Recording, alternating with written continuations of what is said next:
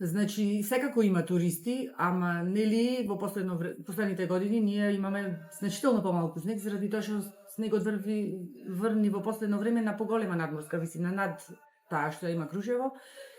И сега мора да се насочиме кој некои други активности за да може да привлечеме туристи да имаме повеќе отколку што веќе имаме. Скоро 10 години во Крушево се одржуваше Уенин Крушево. Уенин Крушево во неколку години, во минати неколку години одржуваше и зимски викенд на музика, млади, точаци, адреналински нешто така интересни интересни активности на младите луѓе и тоа влечеше луѓе и стварно викендите кога ќе се организираше тој настан беа фул за Крушево и за угостителите беше тоа многу добро. Мислам дека такви некои настани треба да се поддржат и да се продолжат со организација на таквите настани. Сепак општината имаме како сојузник во ова сето, таа помага колку што може, ама овие настани обично индивидуалци ги организираат и мислам дека тие максимално треба да се поддржат.